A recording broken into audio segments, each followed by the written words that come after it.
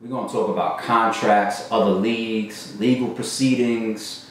I got a message that I want to send to Tech 9, something that he mentioned on Champion that I definitely want to respond to, just to make another point. We're in this battle rap culture using words like career and retirement and business. Okay?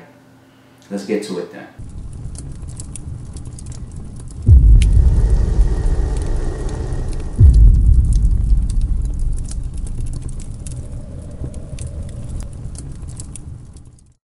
Off rip, let's make sure that everybody knows what a contract is, because some people out there are signing contracts and really don't know what the fuck it is.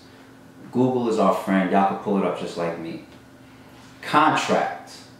A written or spoken agreement, especially one concerning employment, sales, or tenancy that is intended to be enforceable by law.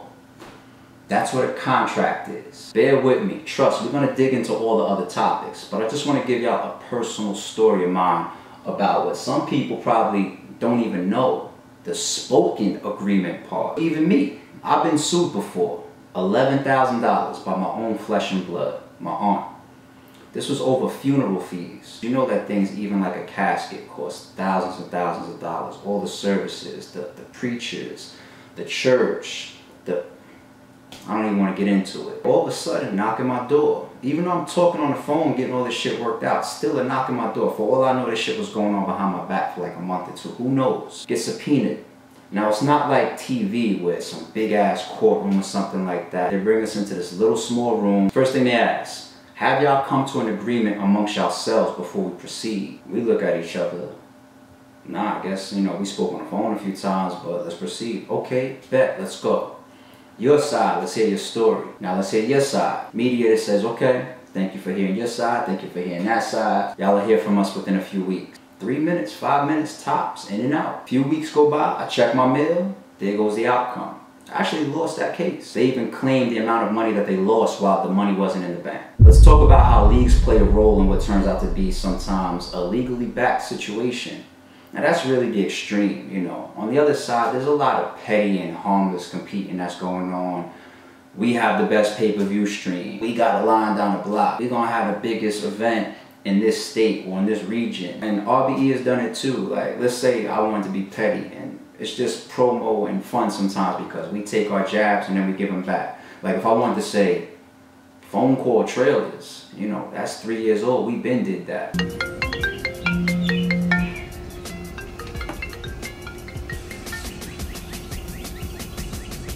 Yo.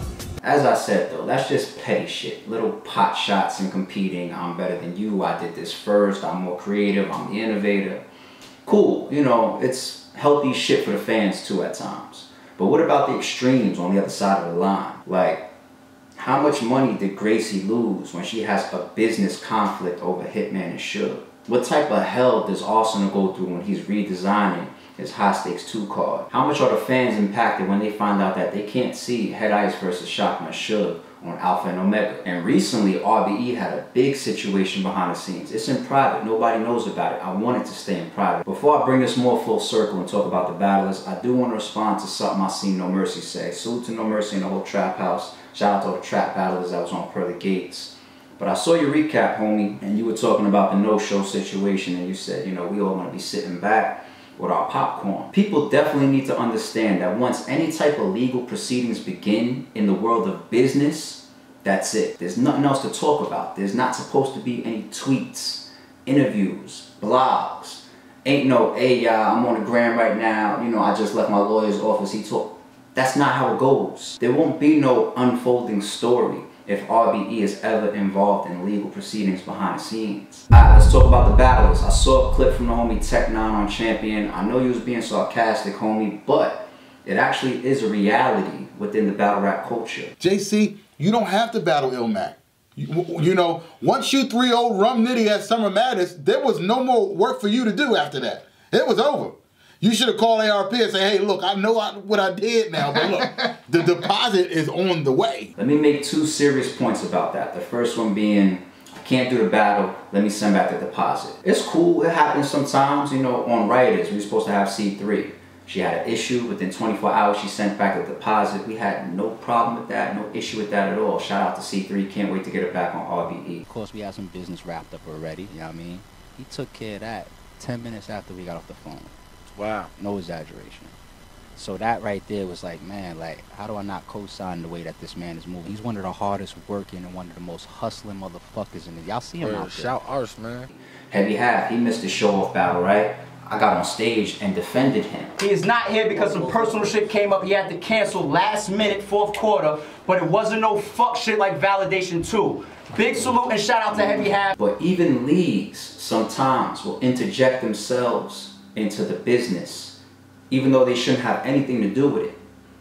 I've seen it happen even within RBE, you know, multiple times. Maybe they're being influenced not to do the battle. And a league will give that person back the money to return to the platform that's being affected. How do we know shit like this? Like, let's say we're dealing with battlers for years. Like, we know whose cell phone is off 8 times a year, you know, who needs help, who asks for advances, who asks for favors, you know, who's out of work. You know, life is life, but we know that. You know, you can't have a battle rapper that 2 weeks ago they asked, you know, yo, you think you could help me out? You know, I got some bills I need to take care of. If you could advance me, yada, yada, yada, real quick. And then all of a sudden, they have their full deposit to return to you. No, that didn't come out of their pocket.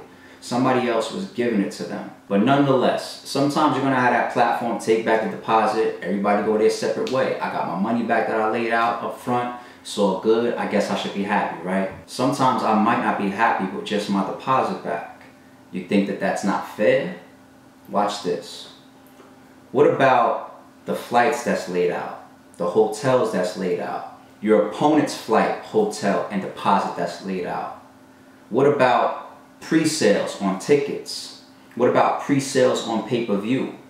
What about if I can't raise the door price now to $100 like we were going to do for Pearly Gates and I kept it lower because we lost a battle on the card? What about all the money I lost for every person that bought a ticket at the door? What if the same thing applies to my pay-per-view? What if I was going to raise the price of my pay-per-view but I didn't because I lost a battle? What about all the time and money we've spent on editing for trailers? What about promotion? How about my reputation? All the days, weeks, and months I've been promising something to the fans and then all of a sudden, nah, that's not going down anymore. And that's just a short list.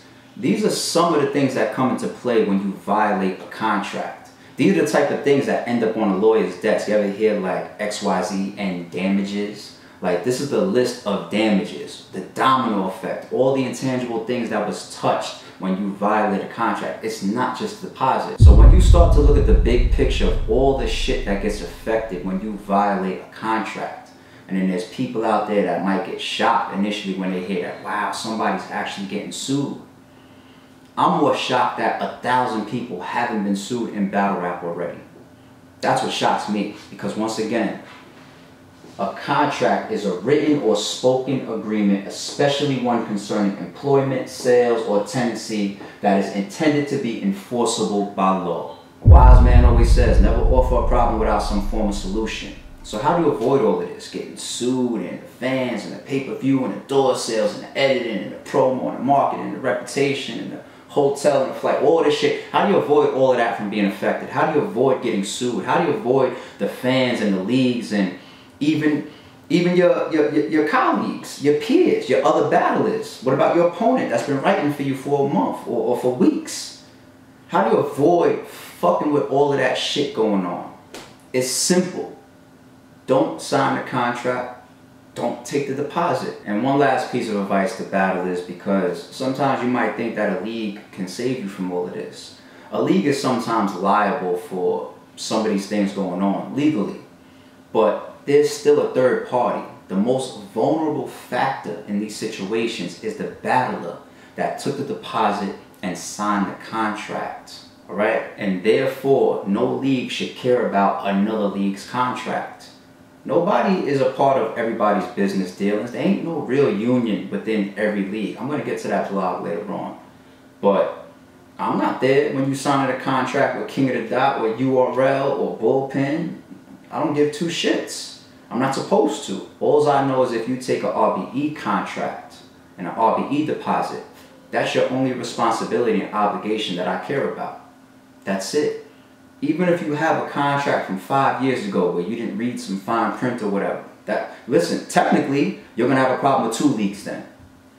The ones that have some fine print on you or whatever obligations that still ain't fulfilled with them, and this other obligation that you just signed on. Technically, you could have a problem with 2 leagues then. Read your contracts. Learn how to fucking say no. Don't sign your contracts. Don't take deposits if you do not have full intentions on delivering your responsibilities.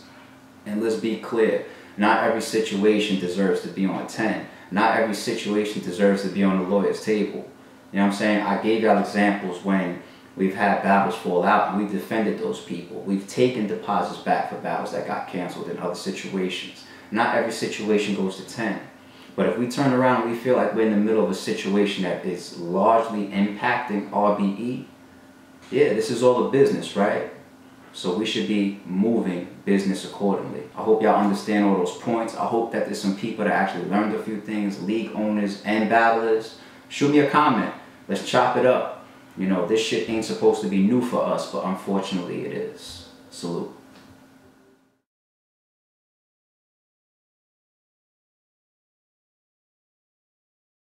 My flow hard, knock you out your sneakers. No charge, I could not be cheaper. Though I'm a star, I am not a diva. I'm going far, I am not a cheater. I play the game right, I don't ask for much, spell my name right. Think you brave till your name's on the gravesite. My 16s get a stage life. Bone crusher, I ain't never scared. I'm strapped up like Metal Gear. Another man I will never fear. I work hard, blood, sweat, and tears. It ain't fair, please. I beat up the beat and make the snare bleed. No sudden moves, don't you dare breathe. ARP, I'm a rare breed. Shout out to Shotta too.